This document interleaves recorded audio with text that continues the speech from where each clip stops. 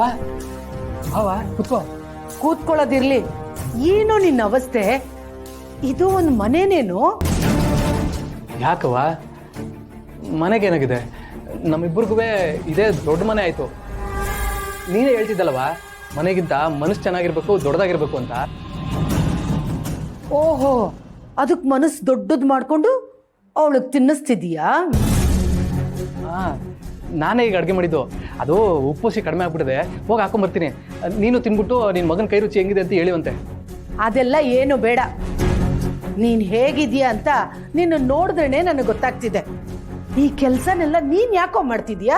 ಅದ್ಯಾಕವ ಹಿಂಗಂತಿದ್ಯಾ? ಅಡುಗೆನ ಬರೀ ಹೆಣ್ಮಕ್ಳೇ ಮಾಡ್ಬೇಕಂತ ಕಾನೂನು ಇದೆಯಾ? ಗಂಡ್ಮಕ್ಳು ಮಾಡಬಾರ್ದಾ? ಇವಾಗ ನಾನು ಅಡುಗೆ ಮಾಡಿದ್ರಲ್ಲಿ ಏನು ತಪ್ಪು ಅಂತೀನಿ? ಆದ್ರೂ ನನಗಿದೆಲ್ಲ ಸರಿ ಕಾಣ್ತಿಲ್ಲ ಕಣೋ. ನೀನು ಮಿನಿಸ್ಟ್ರ್ ಮಗ ಅನ್ನೋದನ್ನು ಮರೆತು ಇಂಥ ಮನೇಲಿ ಬದುಕ್ತಿದ್ಯಲ್ಲೋ.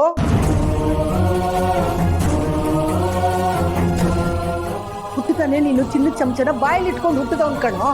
ಈಗ ಪಾತ್ರೆ ತೊಳೆಯೋದಂತೆ, ಅಡಿಗೆ ಮಾಡೋದಂತೆ, ಹೆಂಡತಿ ಚಾಕ್ರಿ ಮಾಡೋದಂತೆ. ನೋಡು, ಇದೆಲ್ಲ ನನಗೆ ಸರಿ ಕಾಣಿಸ್ತಿಲ್ಲ. ನಡಿ, ಸುಮ್ಮನೆ ನನ್ನ ಜೊತೆ ಮನೆಗೆ ಹೋಗೋಣ. ಅವ್ವ, ನೀನು ಕರಿತಿರೋದು ನನ್ನನ್ನು ಮಾತ್ರಣ ಅಥವಾ ಮೇಡಮ್ ಅವ್ರನ್ನ ಕರಿತಿದ್ಯಾ? ನನಗೆ ಸಂಬಂಧ ಇಲ್ಲದೆ ಇರೋರ್ನ ನಾನು ಯಾಕೋ ಕರೀಲಿ? ನಾನು ಕರಿತಿರೋದು ನಿನ್ನನ್ನು ಮಾತ್ರ. ಯಾಕಂದ್ರೆ ನೀ ನನ್ನ ಮಗ. ಅವ್ವ, ನಾನು ನಿನ್ನ ಮಗ, ಇವ್ರು ನಿನ್ನ ಸೊಸೆ. ನಾನು ಇವ್ರನ್ನ ಮದುವೆ ಆಗಿದ್ದೀನಿ ಅಂದಮೇಲೆ ನಾನು ಅವ್ರ ಜೊತೆನೇ ಬಾಳ್ಬೇಕಲ್ವೇ?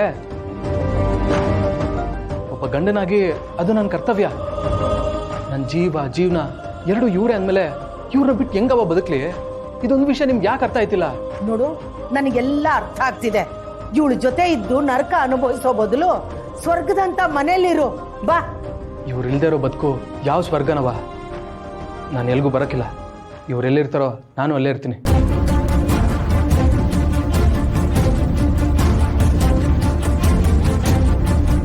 ಮೇಡಮರೇ, ನಿಮ್ಮ ಕೆಲ್ಸಕ್ಕೆ ಟೈಮ್ ಆಯಿತು, ನೀವು ಹೊರಡಿ. ಅಲ್ಲೇ ಏನಾದರೂ ತಿನ್ಕೊಳ್ಳಿ, ಇದು ಬೇಡ. ಹೊರಡಿ ಮೇಡಮರೇ.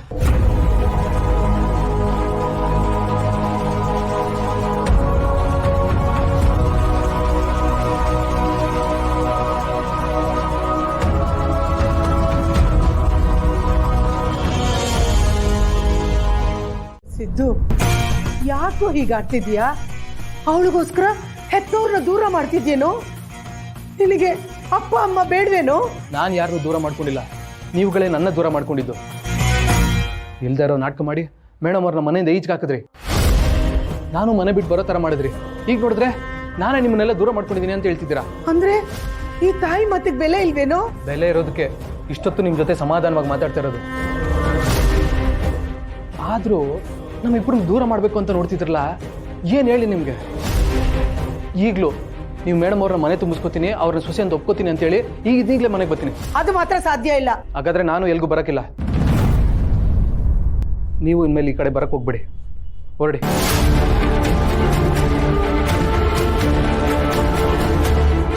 ನೀನು ಮಾಡಿದ್ದು ಮಾತಾಡಿದ್ದೆಲ್ಲ ಮರೆತು ಮಗ ಅಂತ ನಿನ್ನನ್ನು ಕರೆಯೋಕ್ ಬಂದಲ್ಲ, ನನಗೆ ಬುದ್ಧಿ ಇಲ್ಲ.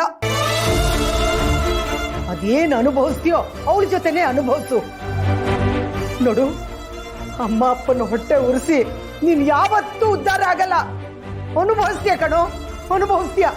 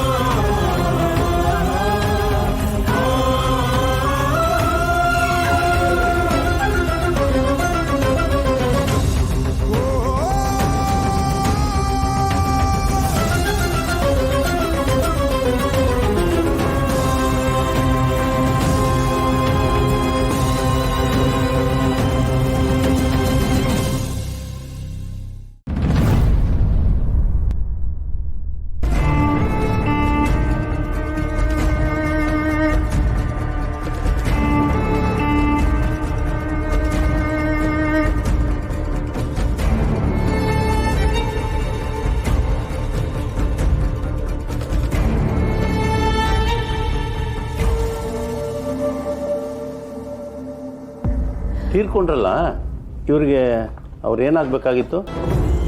ಸೋದರತ್ತೆ ಡಾಕ್ಟರ್. ಬಹುಶಃ ತುಂಬ ಹಚ್ಕೊಂಡಿದ್ರು ಅಂತ ಕಾಣುತ್ತೆ, ಅದಕ್ಕೆ ಶಾಕ್ ಆದಂಗೆ ಆಗಿದೆ. ಡಾಕ್ಟರ್, ಏನೂ ತೊಂದರೆ ಇಲ್ಲ ತಾನೆ? BP ಶೂಟೌಟ್ ಆಗಿದೆ, ನರ್ವ್ಸು ಬ್ರೇಕ್ ಡೌನ್ ಆಗಿದೆ.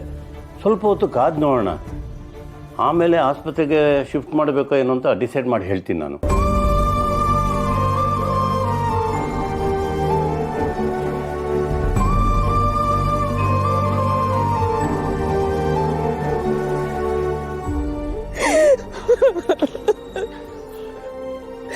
ಅತ್ತಿಗೆ ಅತ್ತಿಗೆ ಹೇಳಿ ಅತ್ತಿಗೆ, ಹೇಳಿ ಅತ್ತಿಗೆ, ನಾನು ನಿಮ್ ಲಕ್ಷ್ಮಿ ಬಂದಿದ್ದೀನಿ ಅತ್ತಿಗೆ.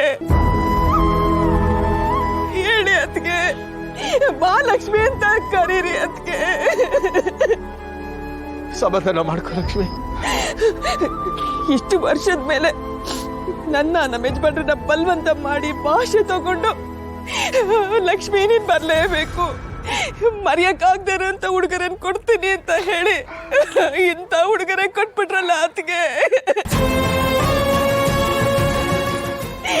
ಇದಕ್ಕೆ ನಾನು ಇವನನ್ನ ಭಾಷೆ ತಗೊಂಡು ಕರೆದಿದ್ದು.